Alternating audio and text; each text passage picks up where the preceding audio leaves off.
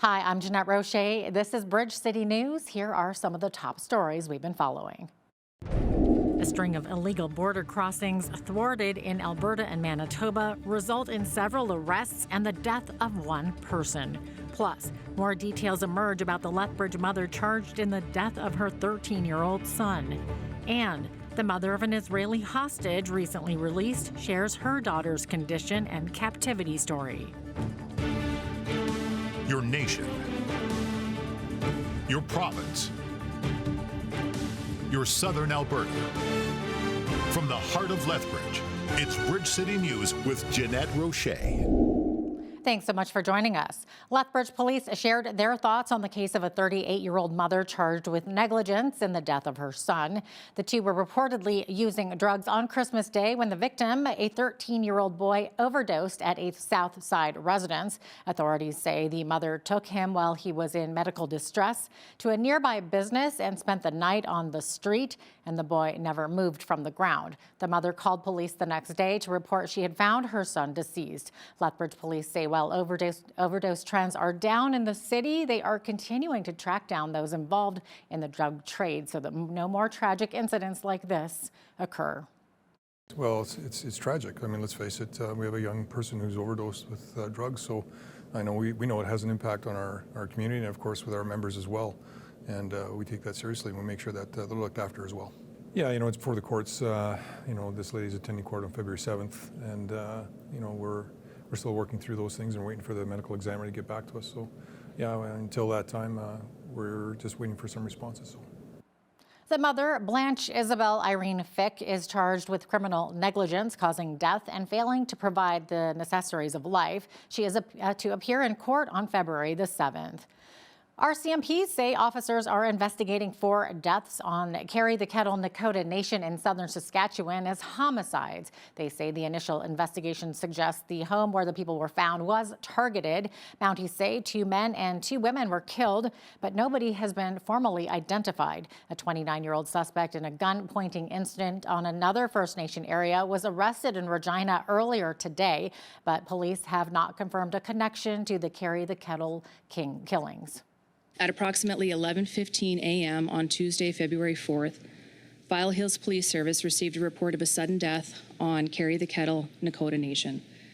When the File Hills Police Service arrived at the residence, they located 4 individuals deceased inside and immediately determined the circumstances to be suspicious. As a result, the Saskatchewan RCMP Major Crimes Branch was contacted to assist and has since taken care of the investigation. At this point, we do believe that the residence was targeted. At this time, we are not able to name the victims publicly as the Saskatchewan Coroner's Service continues their part in this investigation, working to definitively confirm the identities of the deceased. Officers in the Canadian Border Services Agency have stopped a string of illegal border crossings from the United States into Canada. 15 people, including children, were caught trying to cross into Alberta and Manitoba in 3 separate incidents over the past few weeks. One incident resulted in the death of 1 individual. BCN's Landon Hickok has more. Just days after Prime Minister Justin Trudeau announced a new federal border security plan, RCMP in Edmonton held a press conference on Wednesday announcing details on 3 separate incursions into Canada, 2 of them occurring in Alberta near the Coots border crossing. On Tuesday, February 4th, at approximately 7:45 a.m., an individual attempted to enter Canada through the Coots port of entry. The male was referred to secondary inspection area. However, he fled the north from the port of entry. Officers with the Canada Border Services Agency, RCMP detachments, and Lethbridge Police Service began looking out for the man later determined to be a U.S. national. His vehicle was spotted near the town of Raymond, where he was also sighted with a firearm. A tire deflation device was successfully used by the RCMP south of Mill River, and the vehicle came to a stop. The male then fled on foot and was pursued by RCMP Police Dog Services and other RCMP officers. During the pursuit, the male sustained a self-inflicted firearm-related injury and was pronounced deceased at the scene. The second event involved a group of 9, 4 adults and 5 youth traveling on foot with suitcases across the border near Coutts. The RCMP was notified by the U.S. Border Patrol on the incursion, and the group was subsequently arrested and taken in for processing. Another incident occurred in Manitoba on January the 14th. Footage from an RCMP plane with thermal imaging captured the event and alerted nearby ground units. Officers located and arrested the group of 6 who were attempting to hide in the woods and took them into the CBSA. When our members did approach these individuals, that they were not prepared for the Canadian weather. They did not have hats, gloves, mitts, or anything that we would normally see in a Canadian winter people wearing. I will note in all the incidents that I described today, both in Manitoba and Alberta, the weather was incredibly cold and ranging from -20 to -30 degrees Celsius without factoring in the wind chill factor. As new federal border policies have been pledged, including the $1.3 billion border security plan, RCMP say they have the technology and resources to tackle all illegal activity that comes across the border into Canada. And they are proud of the work that the officers face on a daily basis, citing dangerous and dynamic conditions. For Bridge City News, I'm Landon Hickok. The commissioner of the RCMP says listing crime cartels as terrorists would help in the fight against fentanyl in the country. Commissioner Mike Duham says the listing would give the Mounties more tools to pursue charges and enforce the law. He also says appointing a national fentanyl czar would allow a single point person to have an overall picture of what's happening with the dangerous drug. U.S. President Donald Trump has threatened to impose stiff tariffs against Canada over what he says is a southbound flow of migrants and drugs, including fentanyl. Energy Minister Jonathan Wilkinson says Ottawa and the provinces should discuss the possibility of an oil pipeline that runs to eastern Canada. Wilkinson says Canada is left vulnerable by exporting so much of its oil to the U.S., considering the tariff threats from the Trump administration. Trump is threatening to slap not only 25% tariffs on Canadian goods, but also 10% tariffs on energy. Coming off what seemed to be a sudden trade war between Canada and the United States, Canada's trade resilience from the states has been questioned. Canadian politicians such as Alberta Premier Danielle Smith and federal Conservative leader Pierre Poilievre have called for increased interprovincial and international oil and gas exports. Gwen Morgan, the former founder of Encana Corporation, once Canada's largest company, says that the nation's best opportunity ahead is liquid natural gas. LNG is the biggest economic opportunity by far in Canada today, by far, nothing close to it. We have so much natural gas in Canada, in Western Canada, that our only way of making it, we've already got our market saturated in Canada, the United States with it.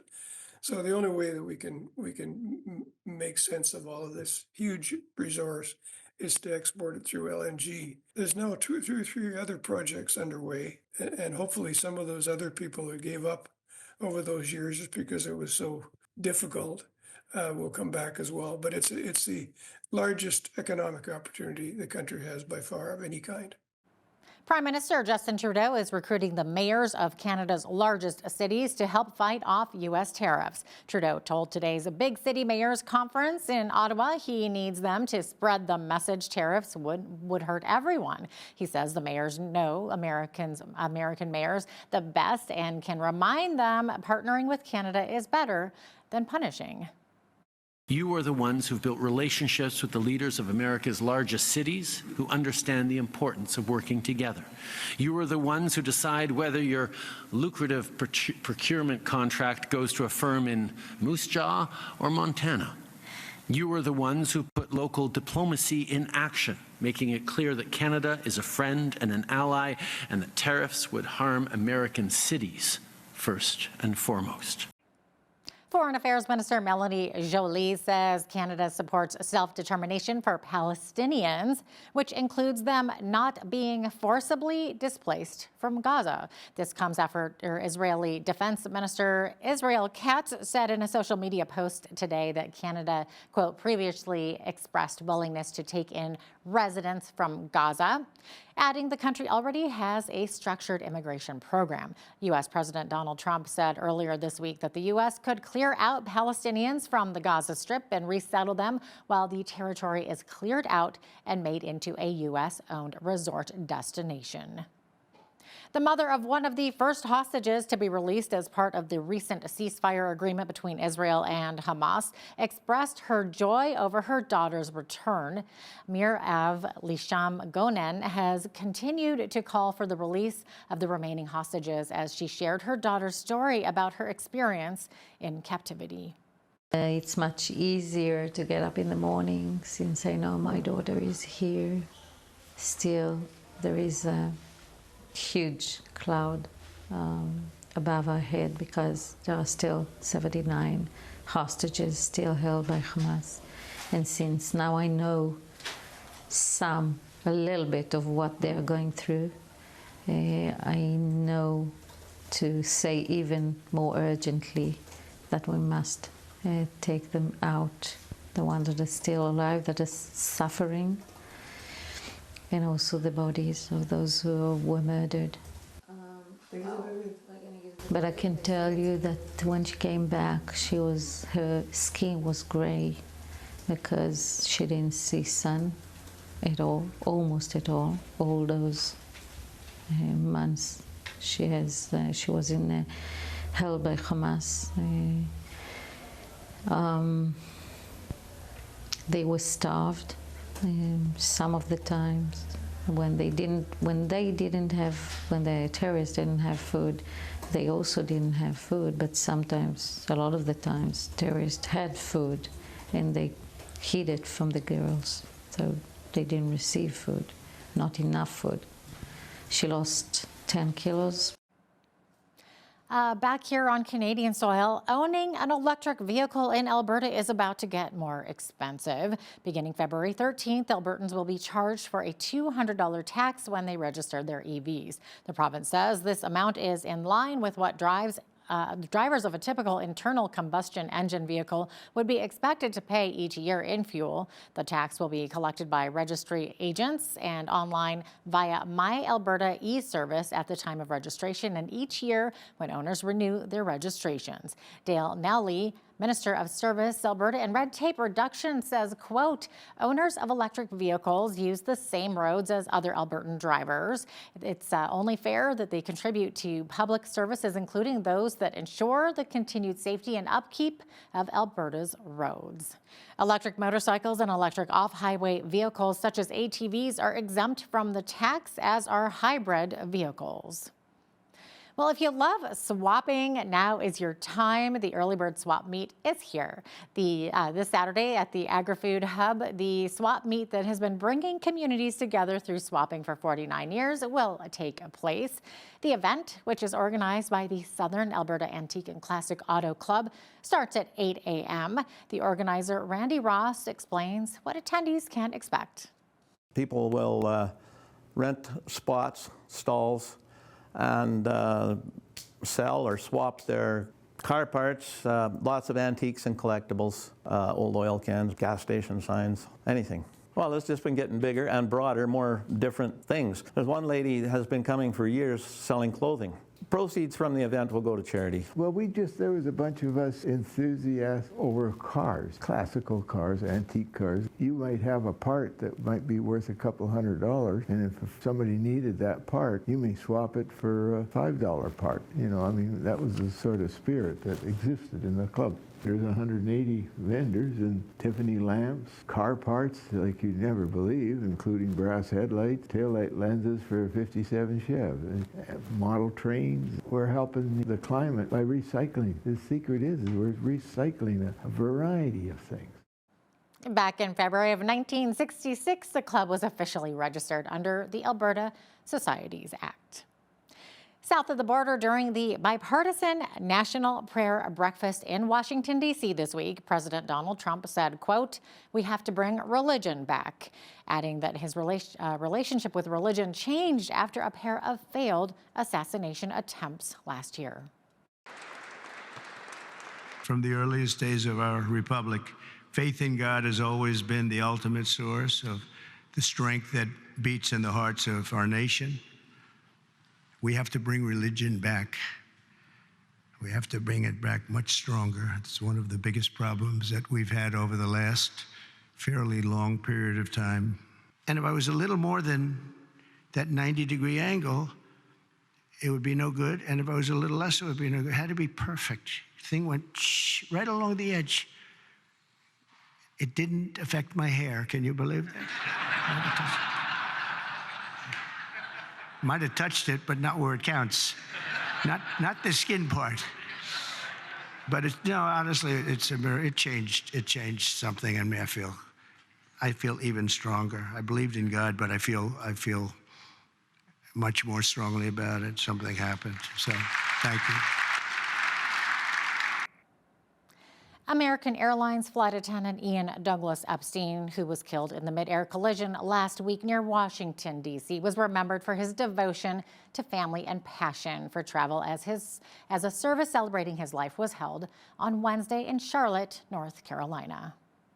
Ian was the light of our entire class. He always had a smile on his face. He could make us laugh no matter how hard we were crying because we were so stressed out, and that was just his way, always. He made everybody feel great. I'm still in disbelief that he's gone and that all of these poor people are gone. They're called accidents for a reason. This never should have happened. That mid-air disaster killed 67 people in total. Well, on to some lighter news here. The weekend is almost here, and it's a big one because there is a giant event happening, and it's called, you guessed it, the Super Bowl. And while you may have heard of the Super Bowl, have you ever heard of the Puppy Bowl? Well, returning referee Dan Satchner teases some of the rescue pup cuteness in store for Puppy Bowl 21. Puppy Bowl. Touchdown! The Puppy Bowl is a miniaturized football game played on a field of about 20 feet long, maybe 30 feet tops, by adoptable puppies.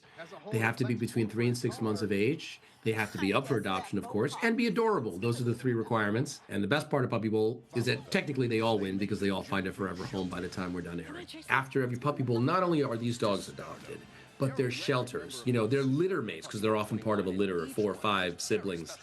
They also get adopted. The mother of these puppies gets adopted. That's the best part because it's harder to adopt out senior dogs than adult dogs. That's the real great impact that I'm proud to say we have.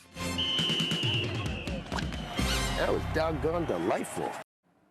Such a great event and adorable, too. Puppy Bowl 21 will air on Sunday, February 9th at 2 p.m. Eastern, the same day as the other big event when the Philadelphia Eagles take on the Kansas City Chiefs, who, by the way, are looking for their three-peat Super Bowl win. That game, the human one, starts at 6:30 p.m. Eastern Time. Cannot wait for that. And if you are heading out to a Super Bowl party this weekend, make sure you bundle up because we're going to be below average temperatures for the better part of the next week. I'll be back right away with a look at the local and national forecast.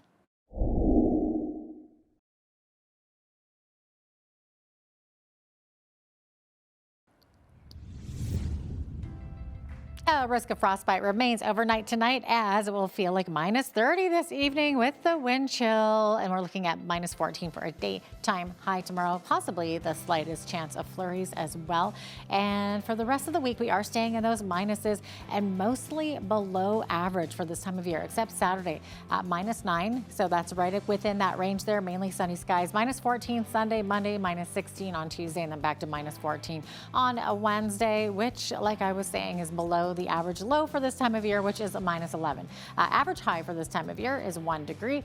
And then we're looking at 17 was the record on this day back in 1987. In 1914, it was the record low in Lethbridge, which was -39.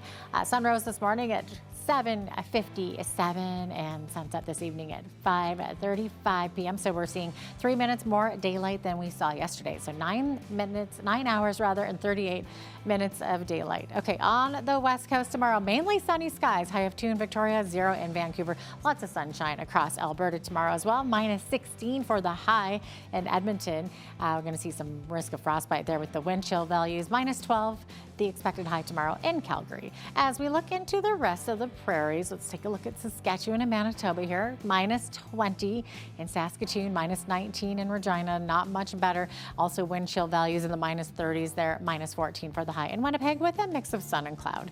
Now, as we move on over to the central portion of the country, -3 in Toronto. Toronto could see chance of flurries. Ottawa, Montreal, both looking at a snow squall watch in effect this evening, but tomorrow 40% chance of flurries there in Ottawa, -4 for the high, -5 in Montreal. Mix of sun and cloud, could see some blowing snow locally tomorrow as the wind gusts up to 50 kilometers per hour. Fredericton, mix of sun and cloud, high of 1 degree, 4 degrees for the high in Halifax. Showers mixed with some flurries there. Same thing in Charlottetown. Could see some showers mixed with flurries, 2 for the high. And St. John's, okay, we got 2 centimeters of snow and then 5 to 10 millimeters of rain. So the mix of both there, as well as a wind warning in effect, up to 100 kilometer per hour winds along exposed areas of the coast there. 7 for the high though, that's the plus spot. There you go, that is your weather forecast. The United States and Canada may be gearing up to fight over Canada's supply management system. U.S. President Donald Trump and his pick for Commerce Secretary Howard Lutnick are taking issue with how Canada protects its dairy industry, framing the issue as unfair to American farmers. Supply management controls the supply of dairy, poultry, and eggs and guarantees minimum prices to farmers. Ottawa and the dairy industry are vowing to protect supply management, saying it's not on the table for talks with the U.S. International lawyer and C.D. Howe Sr. fellow lawyer, Lawrence Herman says, quote, "We will certainly see a fight and that it will be a titanic battle," end quote. California home builders say there aren't many options other than buying Canadian lumber, even with 25% tariffs attached. The push for wood comes as construction crews kick into high gear to try to rebuild thousands of homes that were destroyed in the Los Angeles wildfires. President Dan Dunmoyer of the California Building Industry Association says 80% of Californian land is owned by federal or state government and can't be logged.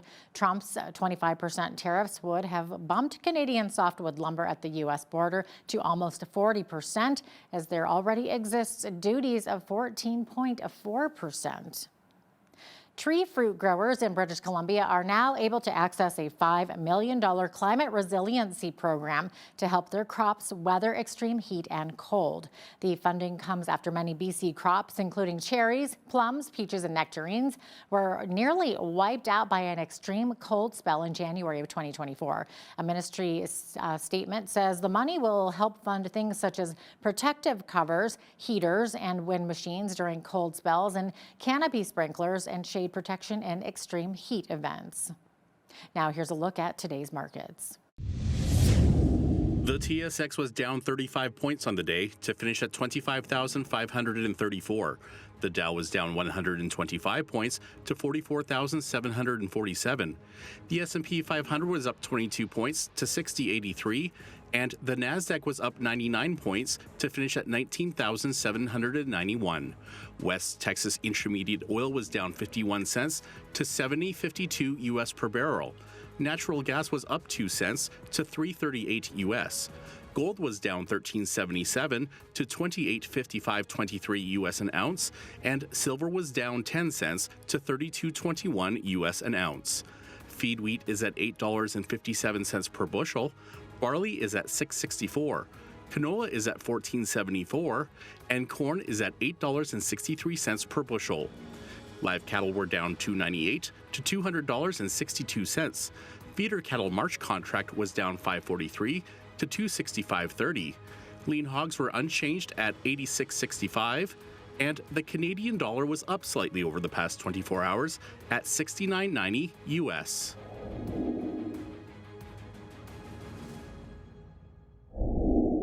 Recapping one of our top stories, one person is dead among 16 stopped by RCMP in recent illegal border crossings in Alberta and Manitoba. During a news conference held by Mounties in Edmonton on Wednesday, they confirmed one man died after he crossed from the United States into Canada at the Coutts border crossing on Tuesday. The other 15 were taken into custody to be processed by Canada Border Services Agency. Coming up after the break, I chat with Jen Visser, who is the executive director of the Big Brothers Big Sisters in Lethbridge. She shares about the various programs they offer for kids and the positive impact mentorship can have on youth. Plus, when you see news happening in your community, be sure to send us an email at info@bridgecitynews.ca. You can also visit our website or our YouTube page anytime to check out more of our stories and interviews.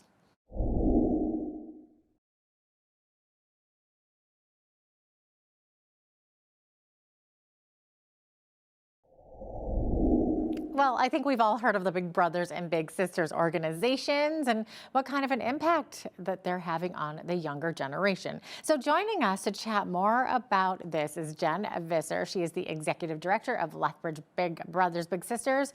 Jen, welcome. Great to have you with us today. Yeah, thanks for having me. Yeah, absolutely. So how long has the organization been around here in Lethbridge? I think by now everyone knows what Big Brothers Big Sisters is, but maybe just talk about it and how long you guys have been around here in town. Absolutely. So we've been in Lethbridge since 1973, and the building that we're in, we've been in since 1989, the little Victorian style house on 6th Ave and 7th Street. Yeah. And have there been a lot of changes over the years as to how things are done? Yes and no. So we still offer programs that are the same from the 1973 start, but we've adapted other programs to serve different needs of children and our community. In a nutshell, obviously, Big Brothers Big Sisters is about being a role model, right? Having a mentoring relationship with a big brother or a big sister, and then a child or a teen. So as you call them, bigs and littles, right? So what ages of kids are we talking about here? So we accept children 6 to 16. We offer 5 different mentoring programs. So we have our community-based one that everybody knows about, where you take a child out in the community for 2 to 3 hours a week.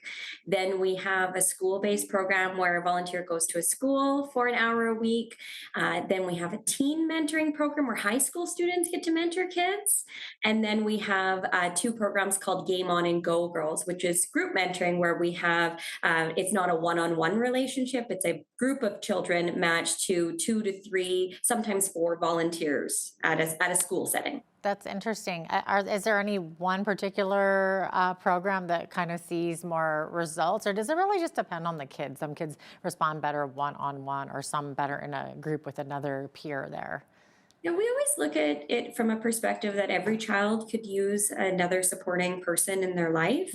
And so, since the time I've been with the organization, which has been 15 years, I've seen our programs adapt and grow, and also the needs of kids change in that time. Seen lots of kids with, lots of low self-esteem or just challenges getting along with other kids. Whereas maybe historically we saw children that were coming mainly from a single parent home, which we still serve those kids, but we're really growing to serve any child in our community and surrounding areas who could benefit from having a big brother or big sister. Yeah.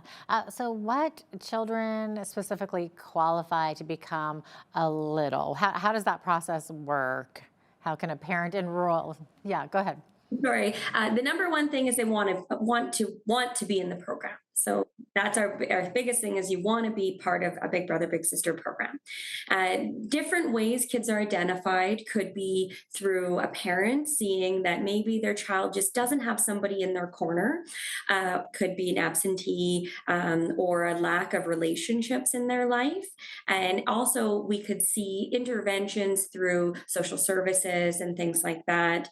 But the number one is a school identifying the need of that child, because that's where the number one of our kids come from, is schools. And our vast of our programs are actually facilitated in schools. Oh, interesting. So does the school have to get parental consent to They do all do, of this? yeah. Yes. So we have lots of paperwork, lots of forms, because we want to ensure every relationship we are creating is happy, safe, and successful. Okay, so I can kind of envision the school saying to the parent, listen, I think this child would really benefit from being a little brother or sister. That kind of is how the conversation goes? Absolutely, yeah. Okay. And then they sign, and then we start going into the school. And it, depending on the program, some are longer than others. We have sessions that are 7, and then we have ones that last the entire school year. And then we have some relationships that have been together for 10 years. It's every relationship is different. There isn't a specific way because we're dealing with people and you can't just put people into boxes. It has to be based on need and relationship. Yeah. So with that said, how do you go about matching up a big brother or a big sister with a child or teen? It's all based about compatibility. So we do lots of screening, lots of interviewing, and lots of questions about things that the child is looking for in a mentor, that the parent is looking for, and then same with the volunteer when they're accepted, that they're paired to a child that's going to be that they're going to have that positive relationship. We have trained staff who make those relationships, so they have a lot of training that they go through and lots of formalities on our side that are kind of behind closed doors that people don't really see to make sure that those relationships are a positive influence. So how many visits per week are we talking about here, and how long would a visit last? All of our programs are once a week that they would see each other. Okay. Some 7 times, some every single week, some an hour to 2.5 hours, depending on the program.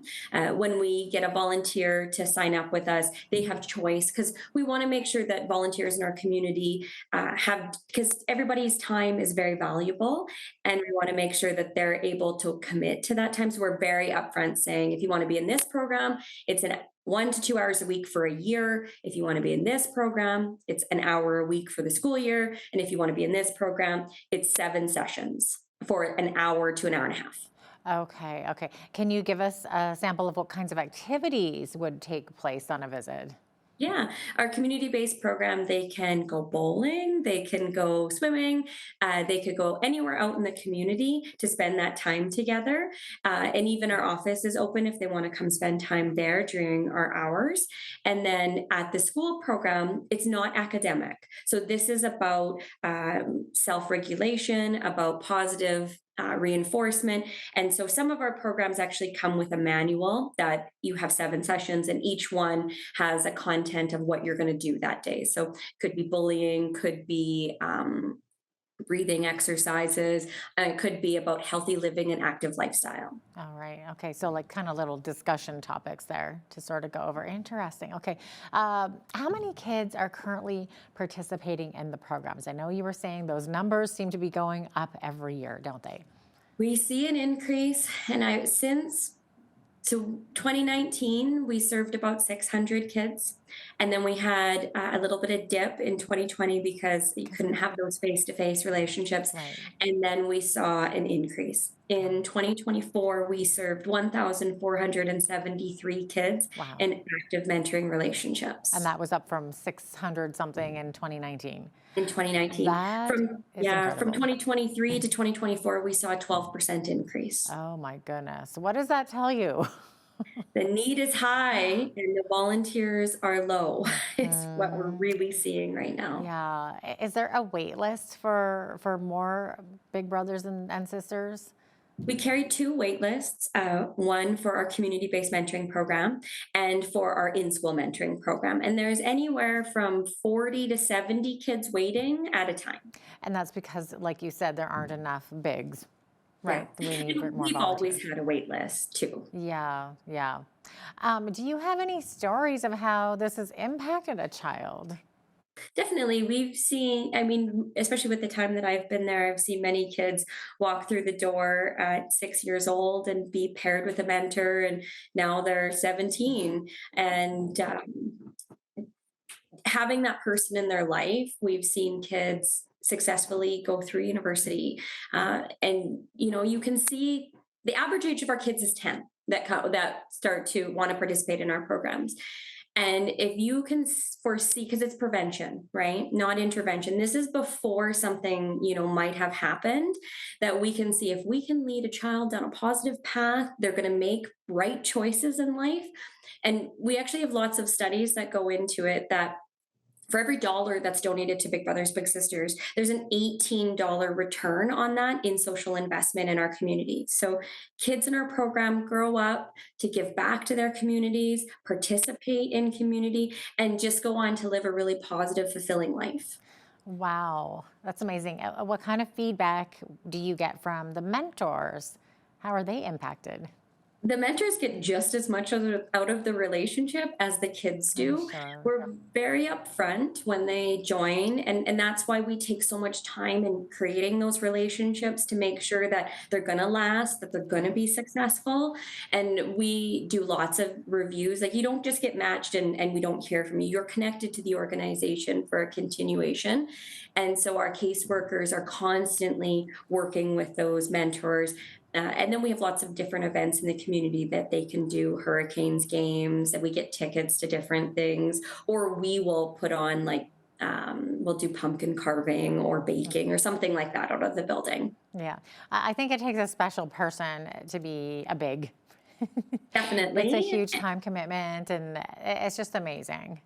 Yeah, we value our mentors so much, and we could not do what we do without them. Oh, you also have a big couple mentoring program. What's that all about? We do. So this program is really great. I wish we could get more couples to sign up for it, but you have to be in a relationship for at least a year, and you're matched with a child. And normally the kids in that program come from a background of maybe not seeing a healthy, stable relationship. And so being able to put a child in a relationship where they see a loving, caring couple is such a positive reinforcement to them. And I've seen the matches we make in that program always last a really long time, and they're really successful. And the little becomes part of their family. Yeah, no, that's amazing. In the beginning there, you mentioned you also have a Go Girls mentoring program. So what does that focus on? Obviously girls. Tell us about it. Yeah, we have a girls program and a boys program, and we do co-ed too. The girls program is all about self-regulation. So if we have kiddos who come to us and they just don't have the ability, if they have a bad day, how to cope with that. And the average age of kids in that program is about 12 years old. So being a 12-year-old girl is not an easy time in life. And they're paired to a female mentor, and that's in a group. So they're put with a group of their peers. They set up 7 times, and in those sessions they get question boxes. So at the end of every session they can ask any question that they want. And the objective of that program is, when they've gone through it, if they have a day that's not successful for themselves, they can write in a journal, breathing exercise. We've provided them with ability to find other people to talk to, a parent, a sibling, or a mentor, or somebody at their school, and that they can cope better with the challenges that they face in life. And then on the flip side, of course, you have a boys program called Game On, right? Yeah, Game On, they're both very similar. Game On, we talk a lot about healthy living and active lifestyle. Get off the couch and get your body moving is a big piece to that one. Yeah, you must have some stats on how a relationship like this would affect a child's mental health or their grades or relationships, behavior. You must We see it all. do. Yeah. Big Brothers Big Sisters has done a great job across Canada in doing a lot of research into our programs. We wouldn't be here for as long as we have if we didn't have that background to say, look at the positive influence we have on children and on our community. Because if we have happy, safe kids, they're going to make better choices, and they're going to grow up and continuate that cycle that we need in our community to make it a good place to live. Right.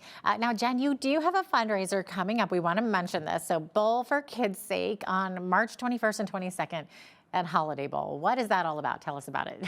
Bowl for Kids' Sake are our longest running fundraisers. We fundraise 3 large fundraisers a year. Last year, we were successful in finding just over $300,000 in fundraisers across our community. Lethbridge and outside area is such a generous community. But Bowl for Kids' Sake is an event that has been going on for 40 years, if not a little bit more. And you can sign up a bowling team through a company. You can individually participate and collect pledges. You could be a sponsor if you can't make it. And you come out, you bowl. 2 hours, you get pizza, you get pop, and we always have a theme, and it's a Western theme this year, which we've never done, which I think would be a lot of fun. Yeah, bring your cowboy hat for sure. And your bowling shoes. No cowboy boots allowed there. So how does someone go about becoming a volunteer or a big brother or big sister? How would somebody do that? If somebody's interested in becoming a volunteer with us, I would encourage them to go to our website, which is bebig.ca. All of the information about our programs is on there. You also could call the office at 403-328-9355, and you could speak to one of our amazing staff who could walk you through the process. And the other thing is you can email us at info.leth@bigbrothersbigsisters.ca. Sounds wonderful. Jen, thanks so much for being with us today and for sharing all this information with us and about the fundraiser too. So appreciate having you on today. Thanks for having me. I appreciate it. Of course. Jen Visser is the Executive Director of Lethbridge Big Brothers Big Sisters.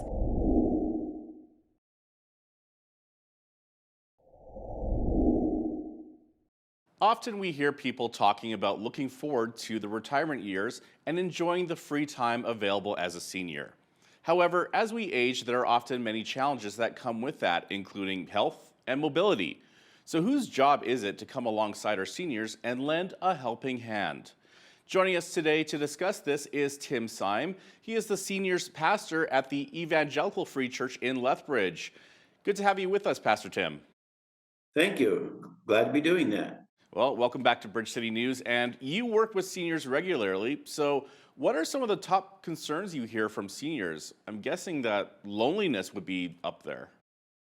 It sure is, but the reality is, from my perspective, trying to get seniors to identify what's the cause of the loneliness, because they're going through huge transitions in their lives, and many of those things, the loss of mobility, health limitations. The big one for men is you take your driver's license away when you've been driving for 60 or 70 years. It's a shocking thing for people. So it's what is causing the loneliness, loss of a spouse, all of those things can push us to that. But I think they have to identify that in order to move ahead. So what makes them lose their driver's license? Is it just the mobility issues? Oh, just your ability to think fast enough is usually what comes to the seniors on that. They can't discern quick enough how quickly traffic's moving or those things. And a couple of scary incidents are what usually lead to the family finally saying, "Dad, you really have to take this step." And so it's a big step in that sense. My grandmother, as she aged, and she wanted to know who had invented the term golden years, because she wanted it identified and held accountable, because she didn't find those years as golden as she had been promised. And I understood that a little bit at the time, but even more now.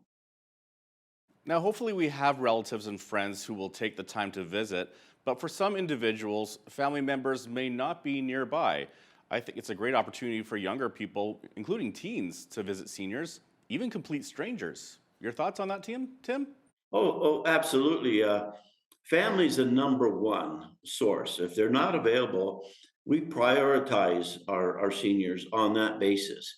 And our youth pastor came to us 2 or 3 years ago and said she would like the seniors to meet with the youth, high school. And we thought, well, sure, we have never done that. Let's do that. So we organized. The seniors brought all the desserts. So the youth came and ate all the desserts. But we sat around round tables and there were questions there about seniors telling stories about their first trip or where they lived or different things in their life. And the young people could share questions and thoughts and ideas. We've done that twice, and it's already on the schedule for the 3rd year because it was really well accepted by both of those generations. It was a good idea. And what it leads to saying hi when you're in a bigger group, if you see somebody that you've talked to, you can at least take 2 minutes to, how's your school going or how's that taking place? So it's been a good thing. And talking about young people still, it's always great when young people make time to help seniors figure out their tech stuff like computers and cell phones. The interesting thing seems to be when this happens, there's often an exchange of sorts with seniors having the opportunity to share some stories and wisdom with the younger generation. Yes. We my wife and I we're in that generation. So whenever the grandkids come over, here's the problems we're facing with the computer and the phone, and we can interact over that issue. But the seniors at large find that to be a very, and we have some really techie young people who said, if somebody's locked up with something and they don't have grandchildren or somebody around, let us know. And that's a great resource. We have used them at least 2 or 3 times where we've sent them to visit with somebody and help them to take care of an issue. And that's a real bridge builder. And when people feel lonely and isolated, this can make it easy to fall into the self-pity trap. Any advice for seniors on how to keep a positive outlook on life? Well, I think your use of the word of the trap is absolutely essential to understand that. It's like a warning flag being waved. And when we talk to seniors or I interact with them, I try to, again, help them to identify that as something which is wrong and get to the source of it.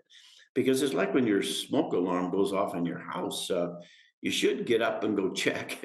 Is that a fire or is that just your toast that you forgot about on the counter? But when a warning flag comes, you should want to know what's happening. And so we try to then lead our seniors into, is there something taking place that's new or different? And leading you to kind of like feeling overwhelmed, because that's really what self-pity is. And do you ever see seniors take the extra free time that they now have to reach out to a child or teen who may be struggling and mentor that young person? Maybe they need help with school assignments, or maybe they just have some behavioral issues that they may need help with. Yes, one of the things I've discovered about seniors, at least those that I'm connected with, is that they still love to serve and help in a way that they can. There's some things they can't do anymore, but they can step in. We have some seniors that are doing tutoring, and we have others that are just available to, offer those words of encouragement at that level. But they love to serve. Most of our ministries, and I keep a running track of that, have seniors involved in the volunteerism because they bring a wealth of experience. As long as you don't live in 1972, you're trying to live in 2020s. You can have something to say, and you can play a role, and that's a valuable thing. And when you're actually doing something that serves into your own spiritual and emotional health in that sense. And do you observe seniors struggling with their identity and purpose in life now that they're no longer working? I remember, my time working at McDonald's, there was seniors that were working the breakfast shift, and it gave them a sense of purpose and a sense of meaning. Same with when you see the greeters at Walmart. Can we wrestle with feelings of not having value that when we feel no longer needed? Yes, I think that's one of the greatest things seniors have to be prepared for, because if you lose your sense of purpose, it just creates a lot of other things that come along. Years ago, I read a book. I think Bob Buford wrote the book, The Second Half of Life. And he kind of took, okay, you've lived to this point. Now you're going to go into the second half of your life. It's kind of business oriented, that what's going to be your next career after you've successfully done something for years. But I've applied those principles to seniors as they approach that. What's going to be your plan for retirement? Because retirement and doing nothing is really a dangerous place to be. But we have all kinds of connections with all of our community, food banks and everything that's taking place here, thrift shops, the MCC, and our seniors just flood those places with service, volunteering, and they get the benefit of being out and doing that. I remember my pastor telling the seniors in the congregation, you don't retire, you refire. Yeah. And for those in long-term care facilities, do you think churches should consider setting up teams to either take turns phoning or even connecting via Zoom to make sure seniors get some visits? Yes, we have teams that are assigned individually to people in senior homes. And again, we prioritize that on the availability of family and friends. But as people start to look like they're getting isolated with family because they're not here, and unfortunately, some families just don't step up. But we watch that, and if somebody's sliding into that category, they're assigned a visitor who sees them every week or 2 weeks, and they visit and feed information back as to how we can be helping more specifically. And those visitors, we have people that drive people to appointments, bring them groceries. They just phone the office. We have people that are signed up for doing a little task like that. And it makes a big difference when we can supply a practical need, and those become very, very essential. And we were talking about driving a little bit earlier in our interview, and you just touched on it in your last answer there. But the sad reality is that for some seniors, driving is no longer an option for them. So, yeah, a great opportunity to offer to get groceries for them or drive them and accompany them to the store. Sure, yeah, and that's a very practical step, and people are willing to do that. In fact, it's other seniors who really step up. They have a lot of peer care for each other, and those that are driving and they still have great mobility and they can do all those things, we match them up so that they can have somebody they can call, and these people are really glad to help.